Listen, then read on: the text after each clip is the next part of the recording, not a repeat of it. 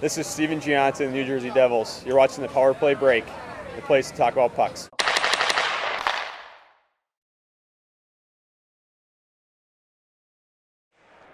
Hey everybody, it's Chris Riley again for the Power Play Break. We're here out in Bethpage, New York at the USA Hockey Coaches Education Program, and we're joined by former NHL referee Kerry Fraser. Kerry, welcome to the Power Play Break. Thanks, Chris. Pleasure to be with you. Let's go back now to your early days in Ontario, and how did you get into officiating? What was your first foray into it? Well, it was by accident and default, Chris. I wanted to be an NHL player. My dad played minor pro in the IHL back in the late 40s, early 50s. He was a boxer. He was our coach, AAA midget. We won 3 All-Ontario championships with 7 guys that went on to play in the NHL. Great teams. And I went on to the junior level, finished playing Junior A as the captain of the Sarnia Bees, now the Sarnia Sting in the OHL. But I was undrafted. I was a good little player. Played tough, played bigger than I was, and that little bugger. Well, yeah, and I knew that my body would not stand up to certainly the pro game, minor pro level.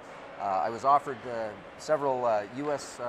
hockey scholarships, Division I colleges. Decided not to go that route, but wanted to stay within the game. And it was a former player with my dad, Ted Garvin, who coached the Detroit Red Wings for a little bit, suggested I get into officiating. He said that the game needed former players that understood the game to move into the officiating ranks. I went to a referee school. I was scouted at that school by Frank Udbury, Hockey Hall of Fame referee, who was Scotty Morrison's assistant in the NHL officiating department. And they brought me to training camp 2 days after this school I was at, put me in the American Hockey League for 60 games that season as a linesman. Next year I was hired as a referee, and the rest is history. Now, when you made the transition, from a player to an official, what did you have to do? Oh my gosh. I mean, everybody says, "Oh, I know the rules of hockey," or "I know the rules of baseball." But when you make that transition from being an athlete to an official, or even a coach or a manager, it's a lot more different than people realize. Well, Chris, I knew the game as a player.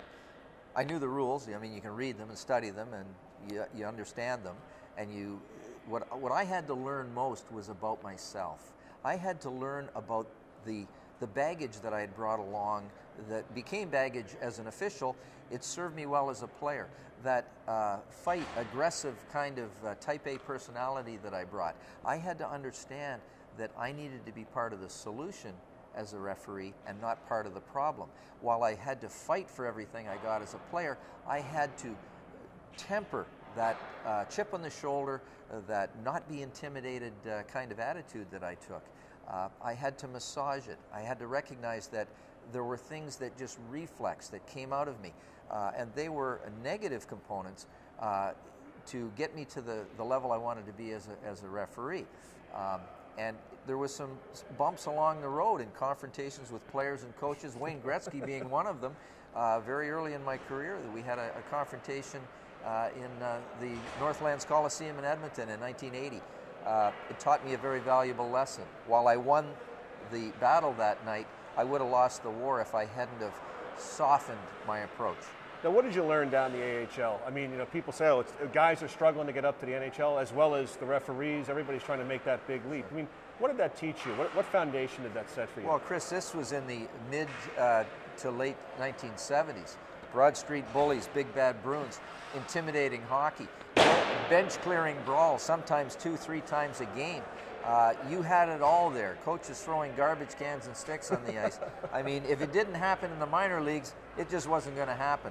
So it was a great proving ground. You had to sink or swim in a lot of cases. I spent a lot of time on the road by myself, local linesman.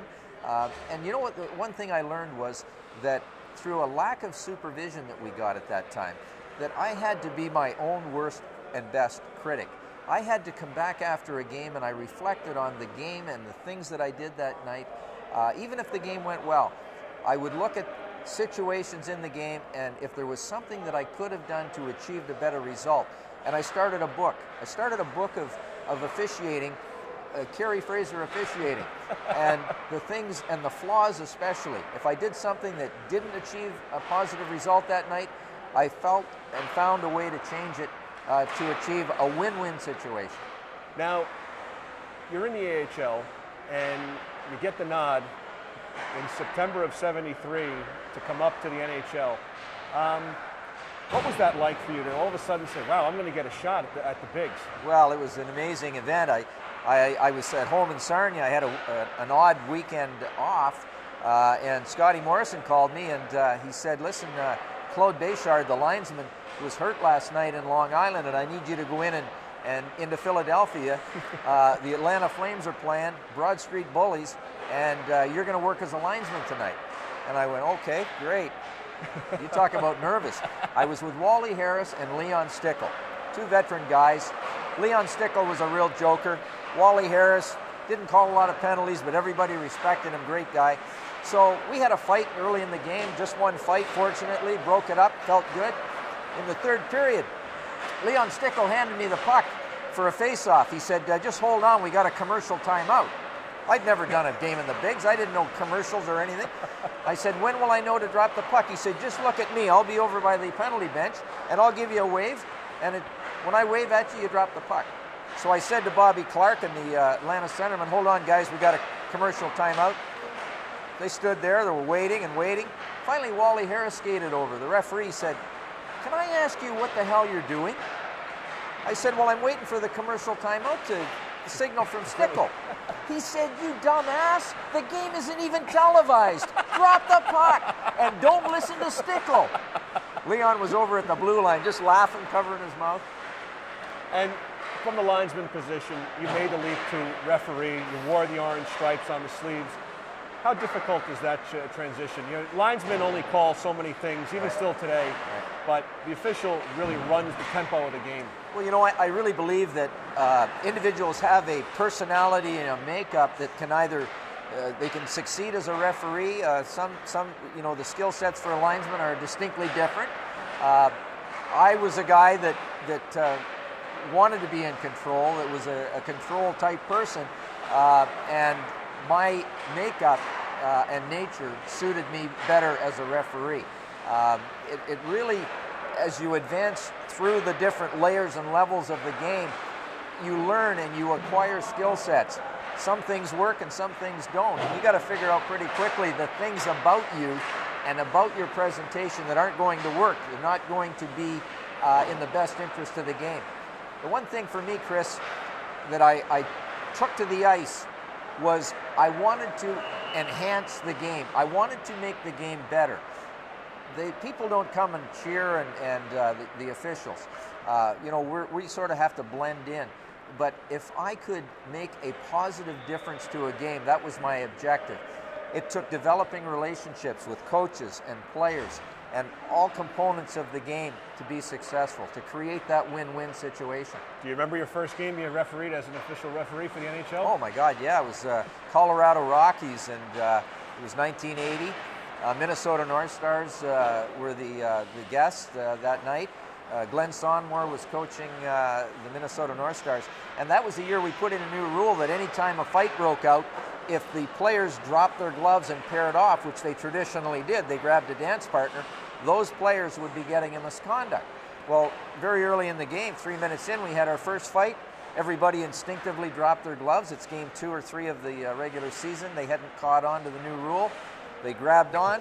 I put them all in the box. 10-minute misconduct. A second fight broke out. I had them sitting in the first row of the seats. Now, the coaches thought, who is this referee screwing up the game? This new rule they didn't know about. And so as we were leaving, the fans were littering the ice. We were walking out of McNichols Arena. Jim Christensen was the linesman, and Ryan Bozak. We walked out of the tunnel, and over top, people were throwing things at us through the chain link fence. And the Minnesota North Star team bus was sitting there. And Glenn Sharpley was standing there, and he saw the ruckus with the fans, and he said to Jim Christensen, hey, Chris, if you guys need some help, he said, you know, I'm here, I'll be ready to jump in. Christensen looked at him, he said, Sharp, I've seen you fight, I think we're better off without you. We'll have more with Kerry right after this on the Power Play break.